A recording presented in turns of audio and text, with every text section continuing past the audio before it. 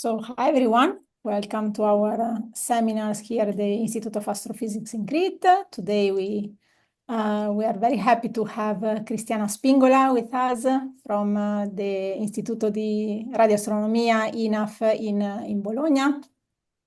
So thanks Cristiana for accepting our invitation. Briefly about Cristiana, so she studied at the University of Bologna and she obtained her PhD in astrophysics at the University of Groningen in 2019. Then she stayed for a postdoc there and then finally moved back to the University of Bologna also with a second postdoctoral appointment. Again at the Institute for Radio Astronomy, INAF. And since 2023, she's a staff researcher there. And also she was recently awarded a prestigious starting grant from the Italian Ministry of University and Research for a project called Darker. So this award will give her the opportunity to build a research group to shed light on dark matter and the Hubble tension using strong gravitational lensing in the time domain. So I'm very curious to hear more about that. Thanks. The floor is yours. Thanks a lot. Thank you, Carolina, for the nice introduction, the invitation, and I apologize for not being able to come in person. I hope to do this soon enough in the near future. So let me try to put this, smaller. I'm happy to talk about some projects that have been done in the last, I would say, 10 years or so by several people. The work has bbeen led by some postdocs and some staff members. I highlight here the main collaborators and so the group members. And so I really would like to thank them here for their great work that I am able to present to you today. So we start with a first introduction about the cosmological model and in general the structure, formation and evolution model, where we have what we look at this moment is in the last simulation to the cold dark matter component. And so we have these halos and then the intersection of the filaments. We have the most massive halos, which correspond to the most massive galaxies. And all the process here is basically dominated by gravity, so they merge, they interact, and they, as you see, create these filaments and these intersections. So these most massive galaxies, we know that they harbor a supermassive black hole at the center, and when we will switch to the colors, we will see different temperature of the gas, from cold to hot gas, cold in blue and hot in red and white, and you can see these violent explosions, which are related to the accretion and ejection emission from the supermassive black hole. So we have a very complex universe. And in particular, the interaction among the galaxies, which on the cold dark matter side is dominated by gravity. When we move to the baryonic matter, so the 5% of the universe that we know, it's really much more complicated to explain and to reproduce. And if this weren't complex enough, all of the structure, formation and evolution is happening in a universe that is expanding due to this unknown dark energy, which is a repulsive force that is responsible for the expansion of the universe. So this model reproduces very well the large-scale structures. You see on the left, again, the last simulation, and on the right, the observations from the slow one, and you can see that it matches very well, this filamentary component. However, in order to have this, to being able to reproduce the observations, we really need to include in our model dark matter and dark energy, otherwise we will not ever be able to recreate the distribution and the properties of galaxies as we know them today and a high redshift.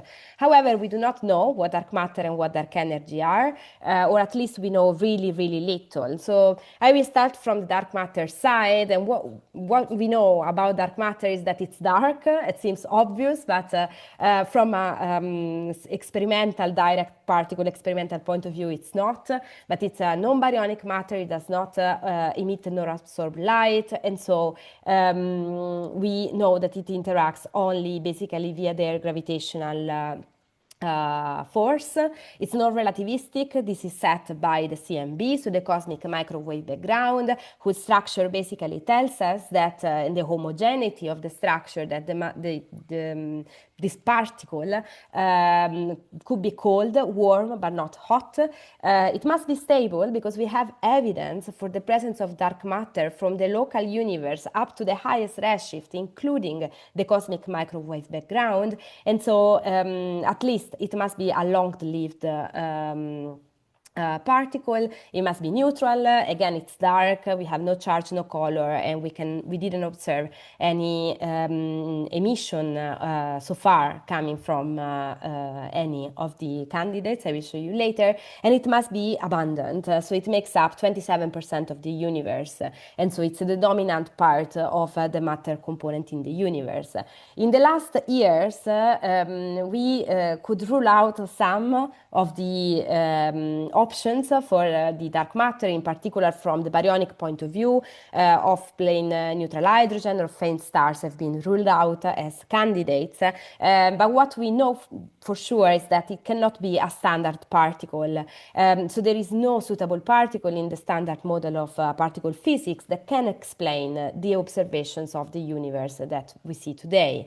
However, I would like also to stress that we also always talk about a dark matter particle, but we do not know if it is actually a family of particles, as it happens for many particles in particle physics. So the landscape for candidates for dark matter is wide, it's very broad. On the left you see a Venn diagram that is not that recent anymore, but it shows you the most important families for dark matter particle models: axion-like dark matter particles, warm dark matter, self-interacting dark matter. But there are also astrophysical objects like primordial black holes. And if we put everything together, these models cover more than 20 orders of magnitude in mass, which tells us a lot about our ignorance on dark matter. And so some of the models have been ruled out. They are those in the outer part of the diagram, so the shaded area. But as you see, many of them are still possible.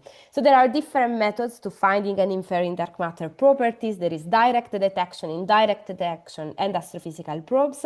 I will obviously focus on the astrophysical probes, showing you that small-scale structures of the universe could be a key to better understand or potentially say something about the nature of dark matter. And so for a long time, the abundance of subhalos has been proposed as a way, as the smoking gun, to discern between a cold and a warm dark matter models. You see here a simulation on the left in the cold dark matter universe for a Milky Way sized halo, and you can see that there are so many little dots, which are what we call the subhalos or substructures, which could be dwarf galaxies or completely dark halos, and they are very abundant in a cold dark matter universe. However, for instance, in a warm dark matter universe, we have fewer of such substructures, so the power on the small scales is suppressed, and this is because these halos in this universe are less concentrated, and so the smallest ones, those at 10 to the 6, 10 to the 7 solar masses, they get completely destroyed during the merger process, and so we do not expect to observe them in a warm dark matter universe. However, the number alone is not enough, and this is because some of the models and the most recent models actually predict a similar number density of the subhalos to those of the cold dark matter model. So on the left, you see early work on the subhalo mass function, where you can see that there are, let's say, 2 orders of magnitude different for different warm dark matter models. For instance, at 2 keV, there is a lot of difference. I think now this has been ruled out, if I'm not wrong, these energies. But But if we move to the right and we go to the most recent models, in particular for the self-interacting dark matter models, you can see that the yellow and the black lines, so the SIDM and the CDM, actually completely overlap. So they predict the same number of subhalos. And so what really makes the difference here is to spatially resolve the density profile of the subhalos in order to say if it is what we expect in a cold dark matter scenario or a self-interacting dark matter scenario. And here, strong gravitational lensing comes in, and it's really powerful. Just to be on the same page, this video shows how gravitational lensing works. So we have a distant source, in this case, a radio source, which are AGN jet. And between us and this distant object, there is a massive and very concentrated object, in this case an elliptical galaxy, whose gravitational potential deflects and magnifies the light coming from the distant background source. Since, as the distant background source is intrinsically extended, we see extended lensed images, and in this case, extended gravitational arcs, because of the lucky alignment between between us, the lens, and the background source. And so these gravitational arcs give us a lot of information about the mass density distribution of the lensing galaxy, and in particular, the surface brightness distribution of the arc can reveal anomalies if there are subhalos or clumps in the arc. This is better shown with luminous subhalos. So for instance, here you see on the left an optical observation, and on the right a near-infrared observations with Keck adaptive optics. And when a subhalo lies exactly on top of an arc, what we can see is actually even a tiny Einstein ring. I think here when you subtract the light of the subhalo, that becomes an extra Einstein ring on the arc, which is really beautiful and really powerful because it constrains very well the mass content of the object, but with high angular resolution, we can also say something about the mass density profile of these subhalos. And so we can use this kind of objects to test a method that has been developed mainly by Vegetti and Koopmans back in the days at the Kapteyn Institute in Groningen, which is called the gravitational imaging method. You see on the right how it works, and basically what we are looking for is an excess in the convergence map, which basically tells us that there is the need of extra mass in that specific part of the arc in order to reproduce the surface brightness distribution of the arc. Or on the other way around, if we do not include this mass, we actually have some sort of anomaly that is detected in terms of a convergence peak in this map. And so this method can be applied to find also dark subhalos, but we cannot find them everywhere, or at least it's not easy to find them in any part of the arcs or the Einstein rings. And this is the work of Giulia De Spali here, who has tested, let's say, our sensitivity to detect such subhalos along the arcs, but also we could put some lower limits on the mass that we can detect also at different angular resolution, and this I will come back to this in a minute. In this case, in the best scenario is on the bottom right, so the right column shows the sensitivity to the mass of the subhalos that we can detect. And if we have a very high signal to noise complete Einstein ring, we can actually detect low mass subhalos throughout the arc. So depending on the angular resolution, we can detect different kinds of masses, and this is just because the mass strength, let's say the Einstein radius, basically tells us the mass of the object, and so the smallest masses will have smallest Einstein radii. So in the case that I showed you before, so the luminous subhalo lies around 10 to the 9 solar masses, but if we want to go to the regime where we can better discern among different models and perhaps rule out some of these models already, we need to go to a higher angular resolution, because at 10 to the 6 solar mass subhalos, if you go to the top x-axis, that would correspond to a 2.8 milliarc second Einstein radius. And so we really need a sub-milliarc second or at milliarc second angular resolution, at least to go below the 10 to the 8 solar masses regime to discern between different models. So this is shown, let's say, the dramatic effect of different subhalo masses on top of the arcs on the simulations, again from Giulia Despari at the University of Bologna, where you can see that while the smallest subhalos will show a surface brightness anomaly in the arc, the most massive ones will completely break it, as we saw in the optical cases. And so we need a high angular resolution, and this can be achieved with very long baseline interferometry, and the background objects that are ideal for these cases are AGN jets, because they are not resolved out at the angular resolution of a VLBI. And so I'm sure you are familiar with very long baseline interferometry, but just as a short intro, we have this antenna spread all over the world that when connected and linked together, they act as a single telescope, with a diameter that is as large as the maximum distance between two elements, which we call typically baseline.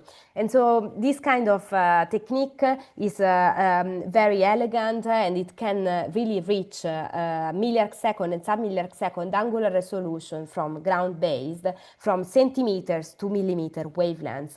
Of course, we can also have space VLBI, and then even have a much higher angular resolution, and so spatially resolve perhaps the smallest objects in the universe. In Italy, we have 3 antennas that can act as a single independent interferometer, but they are also part of an array that is called the European VLBI network. And the call for proposals actually will be in the 1st of June. So if you are interested in VLBI observations, this is, let's say, these are the last days to prepare your proposal.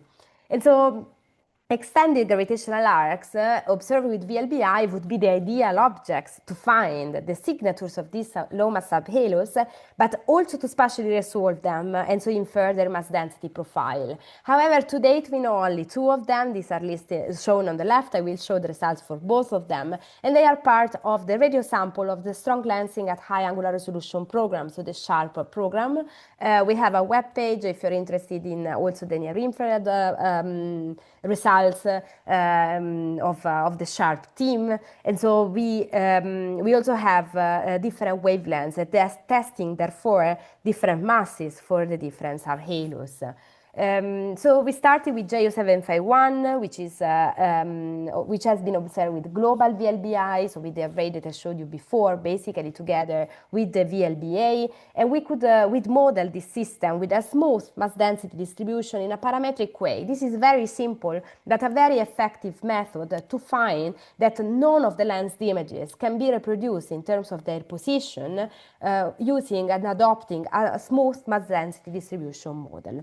So one critical point here is that there is no localized effect, as I showed you before, for instance, for the luminous subhalo, but this is a more generalized effect. And so we have a mismatch between the observed position and the model predicted position with a smooth model that is everywhere in the system. And this is not the only case. For instance, I showed you one that is HS0810 with this amazing work from Hartley and collaborators in 2019, where you can see that there are different lensed images, that none of them can be reproduced, their position and not even their flux, by adopting a smooth mass density model. And actually the background object I think is the faintest AGN that we know today at sub microjansky per beam level, and this is what the SKA will unveil in a few years from now. So on the right I mentioned also other works where they found a similar result, meaning that smooth mass density profiles do not work on milliarc second scales.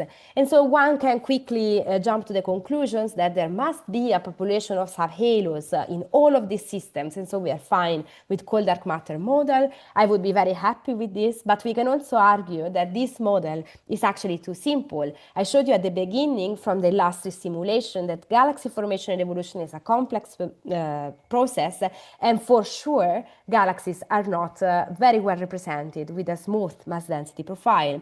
And so the first complexity that we can add to the mass density profile could be the angular structure, which is a natural consequence of the merging process. And so here I show you the work from Conor O'Riordan, who is a postdoc at Max Planck Institute for Astrophysics in Munich.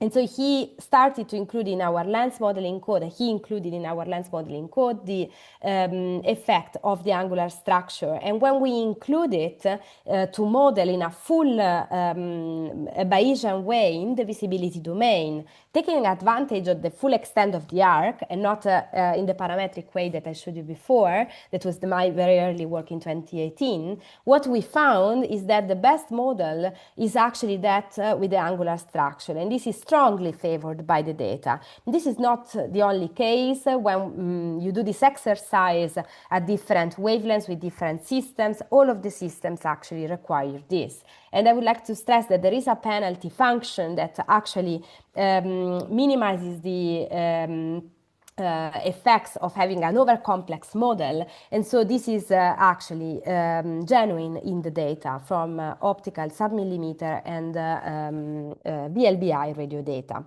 We can also test alternative dark matter particle models, which could be one of the points of having this kind of systems.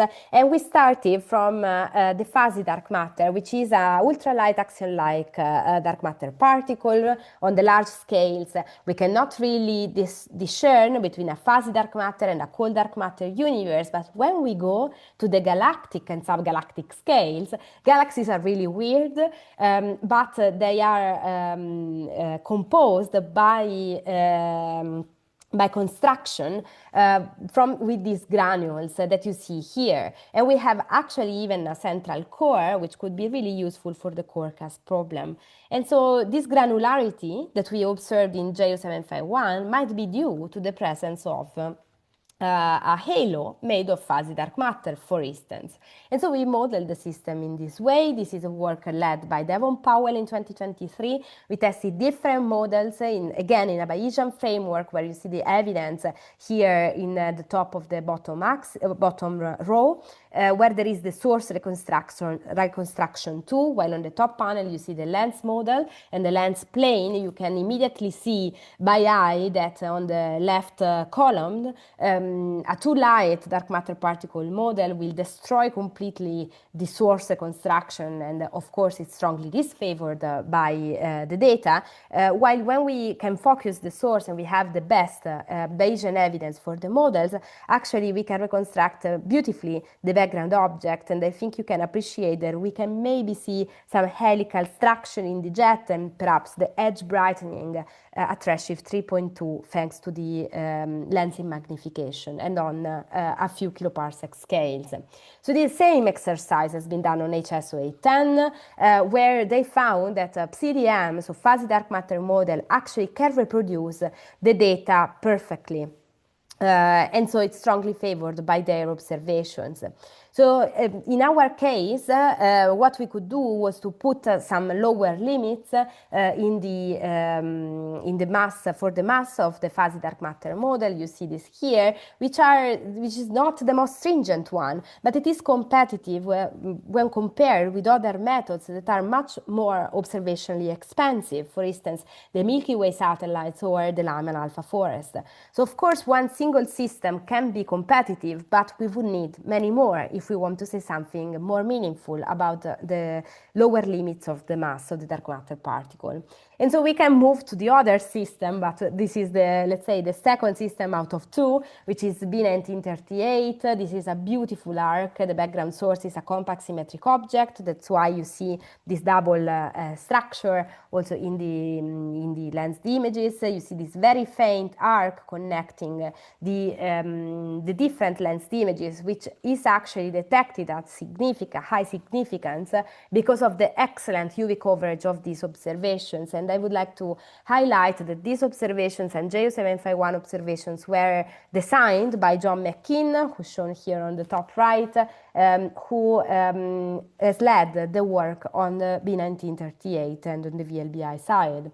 And so when we model this system, what we found is actually the presence of a surface brightness anomaly on the brightest part of the arc, which is also the most sensitive to the perturbations. And what we could reveal is that there must be an object of about 10 to the 6 solar masses produces this effect. So this is an image from the press release. The pixels here are just to show you the location of the objects. They are not actually in the image. So the analysis has been done again in the Fourier domain. It's a computationally expensive and challenging model to perform, and so the MPA clusters actually were really important in this case. So we run also different simulations. This is just to show you that without including the subhalos, we are left with residuals that are larger than 7 sigmas, and these are actually the surface brightness distribution is very close to what predicted from the simulations. We know for sure that this object is extended, and we can say this because we have high angular resolution observations, and this surface brightness cannot be reproduced with a single point-like object, as for instance a supermassive black hole. However, understanding what this object is really hard. And so the work on the investigation of the nature of this 10 to the 6 subhalo has been led by Simona Vegetti at MPA, who is actually the main software developer for the lens modeling software for this analysis. So you see here that we tested 18 different models for these objects. For instance, one possibility would have been a globular cluster. However, this would be really weird and not observed in any of the local group galaxies. And also, it's very concentrated and too concentrated to be a CDM or a WDM field halo. So we can actually almost say that there is no such an object or we can say that there is no such an object in a warm dark matter universe. However, it's also basically impossible to explain it in a cold dark matter framework as a single subhalo. However, the best model is actually a composite model with a point mass plus a uniform surface density extended halo. And this kind of object lies very well in the regime of the ultra-compact dwarf galaxies with an extended envelope. You see a plot from Francesco Calura on the left. Actually, this is in the paper of Simona, but the data are from Calura. And you see that it lies in this part of the diagram, meaning that there could be some baryonic matter, and so we really need follow-up observations in the near infrared to actually investigate the nature of this object further. I forgot to say that one of the best models for this system is among the self-interacting dark matter models that can be also an explanation for this kind of profiles. And so the bottom line here is that we also need to spatially resolve these profiles and to infer them at high precision to be able to say the nature of them. But it's not enough. We need more observations again. I will now move to another topic, since I showed you what we can do, let's say in the image domain, even though all the work has been done in the Fourier domain, to show you that strong gravitational lensing can be a powerful cosmological probe also when we move to the time domain. We can use a different property of exploit a different property of gravitational lensing, which are gravitational time delays. So here you see how they work. We have a distant, a very variable, highly variable object, in this case a blazar, so Asian jets with the jet pointing towards us, and the variability coming from this object will appear at different times in the different lensed images, just because of the different geometry that the light rays have to travel, and so the path length that is different for the two light rays.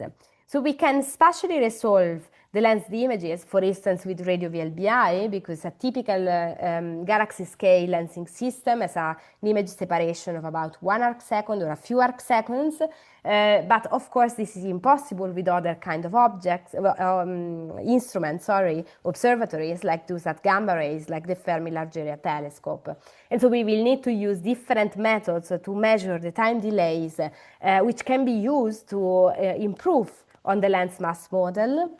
And so as an extra constraint to the mass model of the deflector, but also to learn a lot about the background source. In particular, time delays can provide a direct measurement, a one-step measurement to the Hubble parameter. Of course, we need to know the redshift of the lens and of the background source, but this has been, let's say, firstly hypothesized by Reftal in 1964, and it has been recently used from long-term monitoring with the optical wavelengths by the Holy Cow and the Cosmos-Grail collaborations. Here you see an example of a joint inference of 6 time delays, which produce a value that is in contrast and in disagreement with what measured in the early universe.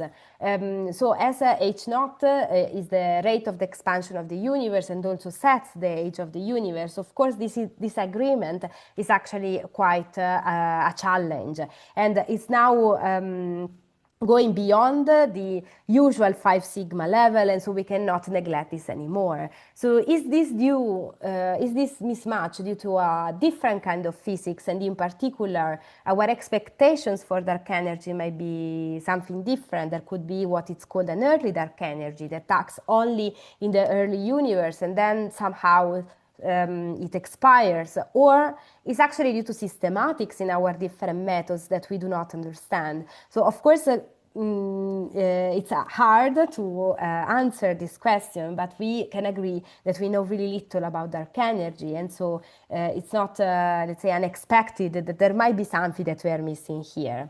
However, we can use gravitational time delays, and in particular, in order to test the systematics, we need an independent sample, and this can come from the radio, from the radio wavelengths. And radio time delays, strong lensing at the radio wavelengths in general has several advantages. One of the most important, perhaps, is the absence of dust obscuration. You see on the right a system where we have the optical image in the background and the radio contours on the foreground from McKean and collaborators in 2015.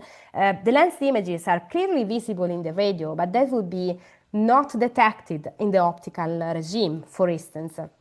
And as the emitting region comes from typically a few parsecs in size in the background source, the base of the jet, or even an extended jet, the microlensing effects are suppressed or diluted in the lensed images.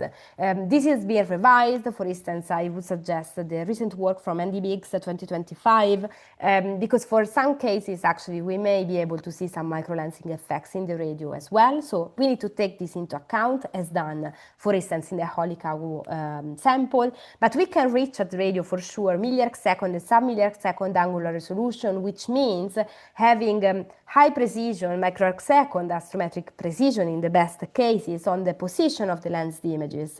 And so we can infer the lens mass model parameters at a high precision, like at sub% precision. Of course, we can argue that these models would be precise, but perhaps not accurate. And so that will be, again, our systematics.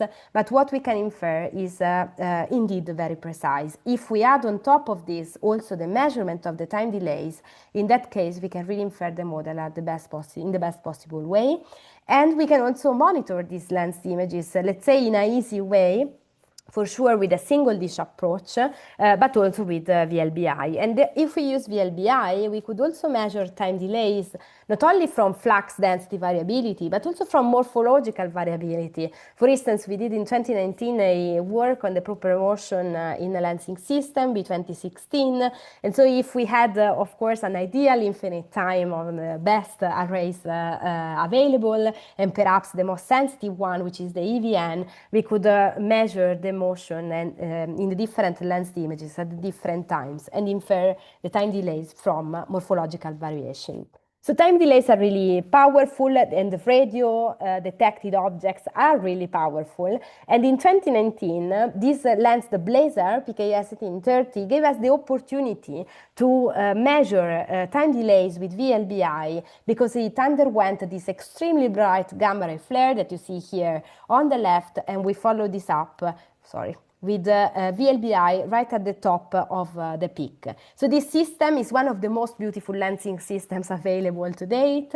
It's a ring-like structure, so we have a core jet and a core jet structure connecting to each other, and it has been defined as the golden system back in the day.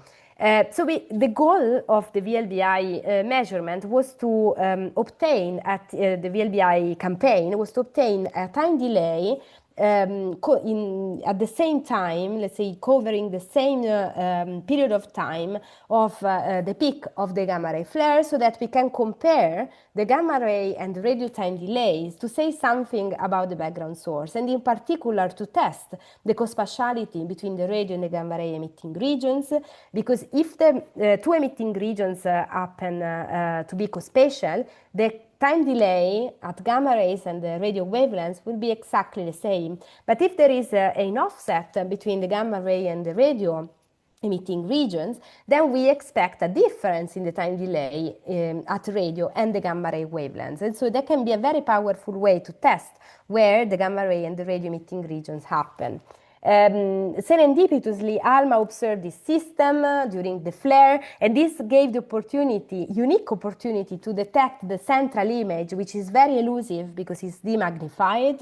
But in this case, the presence of image C could improve significantly the lens model parameters and precision. Actually, in 1993, it was already there. It has been proposed that this feature could be the central image, but it has been confirmed thanks to the flare. So blazars are really powerful objects. So we follow this up at millimeter wavelengths. In particular, I'm showing you the 43 gigahertz here, or lens images A and B in white and red respectively. Didn't find any morphological variation in the images, but this is a tiny structure that we could see thanks to the, because we were observing at millimeter wavelengths, and so in the optically thin part of the jet, enabled us to measure a time delay for the first time with VLBI in this system. And so this measurement actually lies is in agreement, in a very good agreement with what previously measured at even different wavelengths, so at centimeter wavelengths, but it disagrees with what measured at gamma rays that are shown here in blue on the left.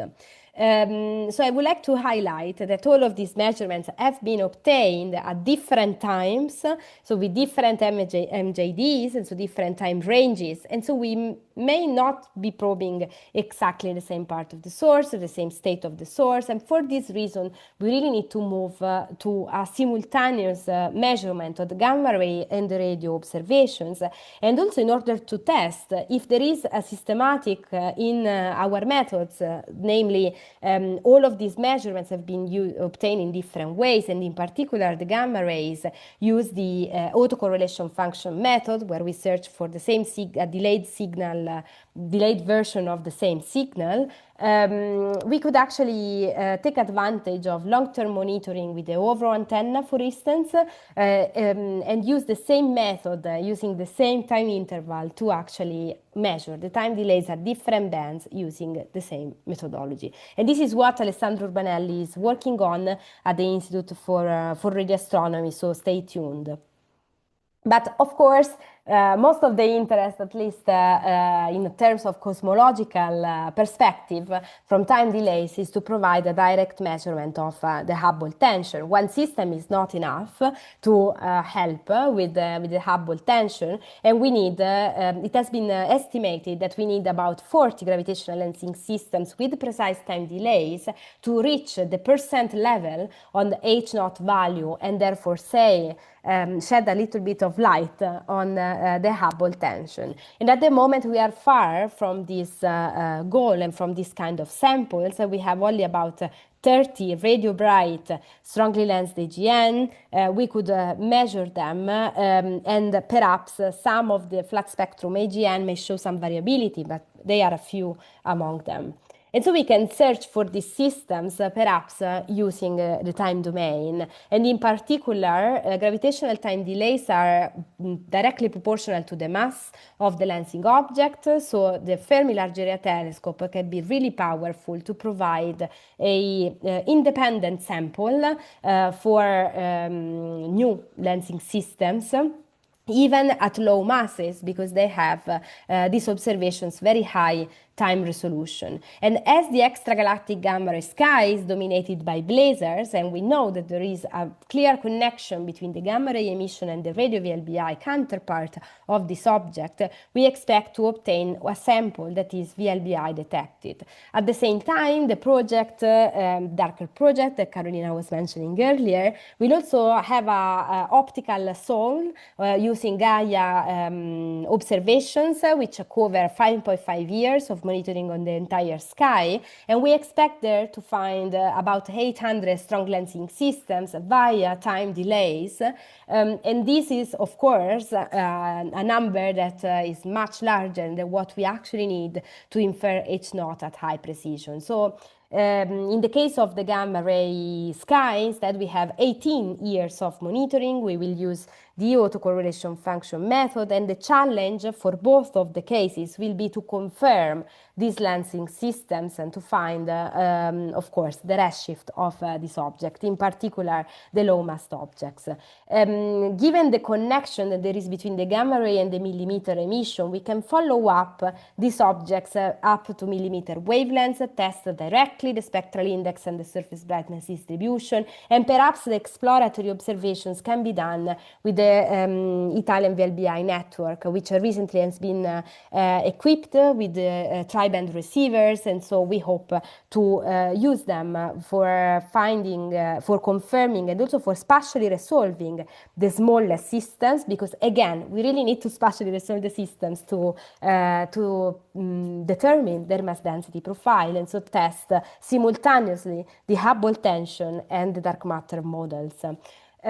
So I'm going to the conclusion. I hope I convinced you that strong gravitational lensing and at the radio wavelengths has a lot of advantages. It's really a powerful cosmological tool, but we lack of a statistically significant sample. And so we could search in the time domain as a novel method to enlarge the VLBI detected strong lenses. We can do this now. We can also search for them in the wide field VLBI surveys, and we can also do this now. But in the future, of course, deep radio surveys with the SKA will be revolutionary.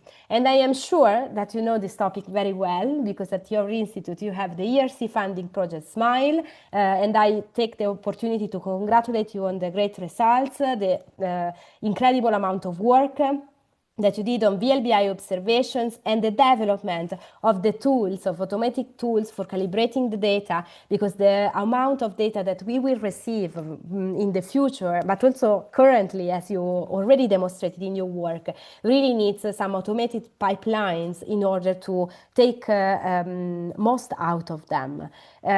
So we did something similar in 2019 in the MGIVE 20 survey with the VLBA, so different instrument, finding two final lens candidates, starting from a VLBI survey and following this up systematically at higher angular resolution, so higher frequencies and better UV coverage. So we were left with these two lens candidates. In particular, I will show you MJV19, which was extremely promising because it shows this similarity in the spectral index. But when we follow this up with a better UV coverage with a better instrument, which was the EVN plus the E-Merlin, then the presence of the short baseline was crucial to rule out this system and also the other, which I'm not showing here, but we hope to publish this follow-up soon.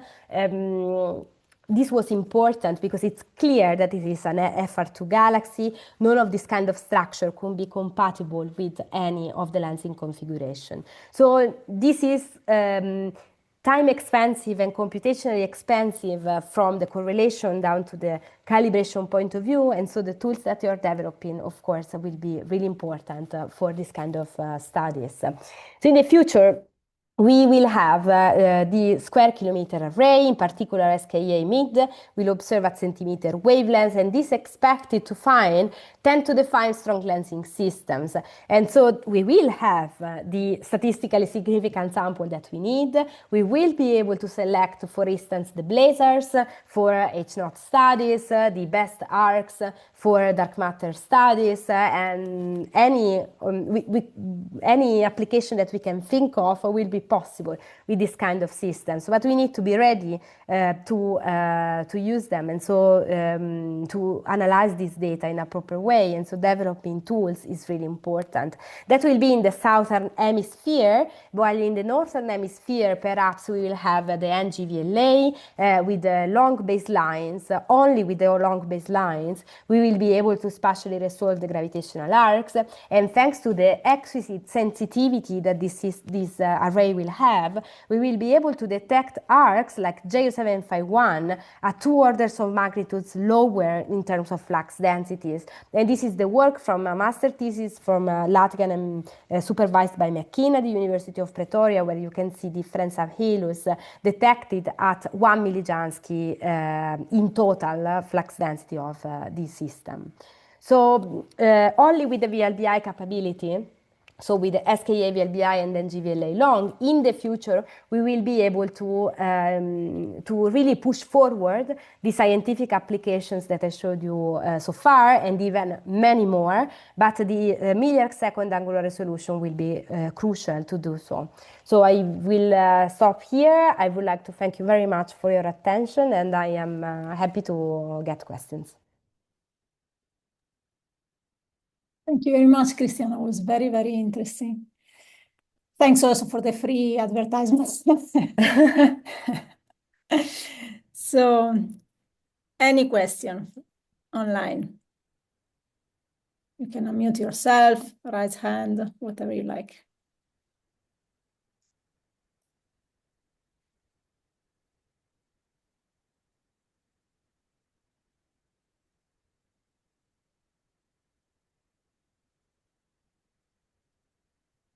It was apparently very clear.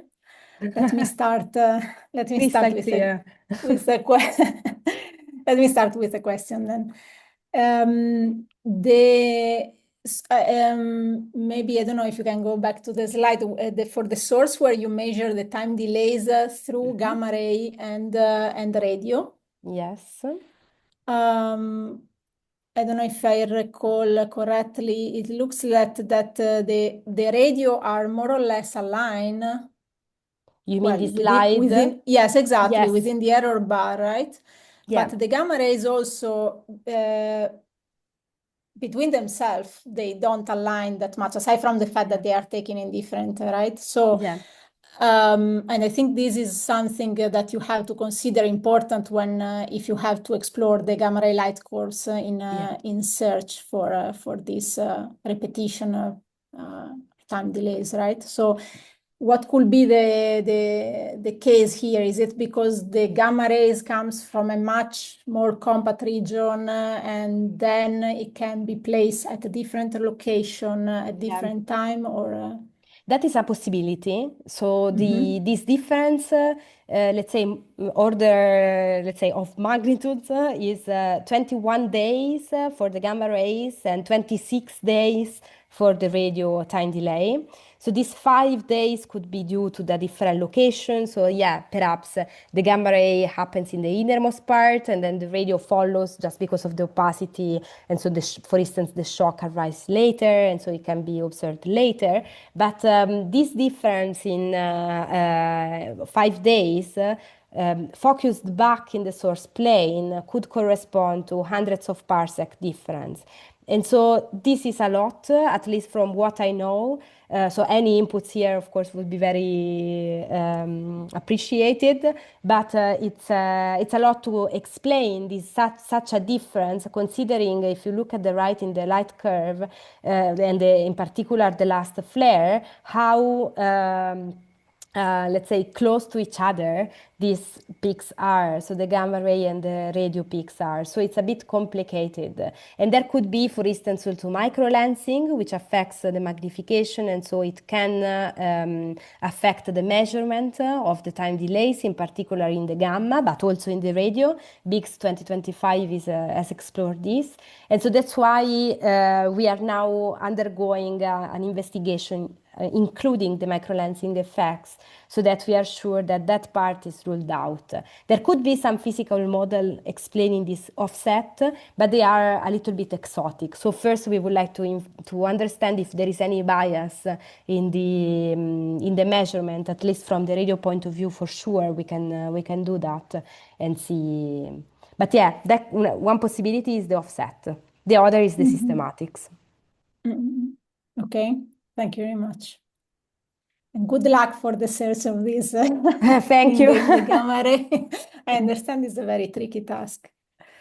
It's yeah, it's complicated, but let's see if there is any out of there. We know that there are two strongly lensed systems, so this one and the other lensed blazer. So we may find up to 4 or 5 objects there. Oh, so we are talking about a small sample. In any case, I didn't mention this, but the expectations are really a few objects.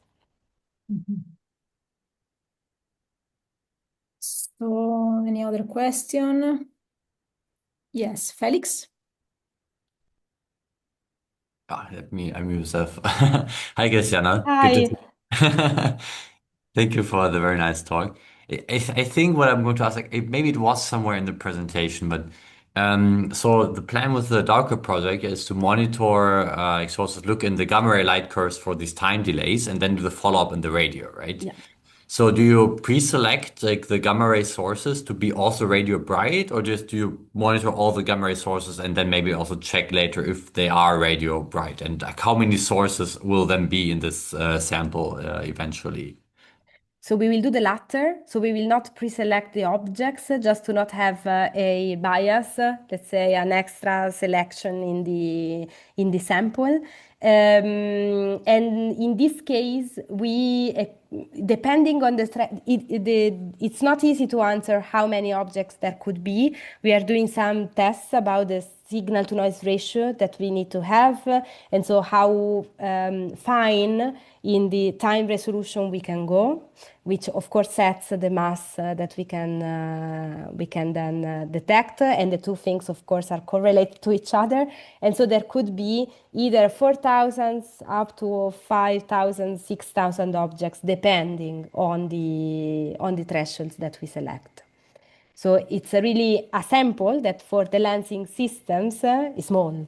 So that's why we expect 5 or 6 objects max for in a galaxy scales. Of course, in terms of the subhalo, that is a completely different stories, because the most probable outcome is known because of the just the cross section, and so the opacity of these objects, sorry, the cross section of these objects, so the probability of having a low mass subhalos depending on different flavors. So we may detect some things, but it's unclear depending on the. I mean, it's unlikely, sorry, not unclear, it's unlikely that we will detect extremely low mass. However, nobody has ever done this before, and tested this in the time domain, and so we may find that this is a way to actually to find these objects. And it's a very interesting endeavor for sure. Thank you. Thanks.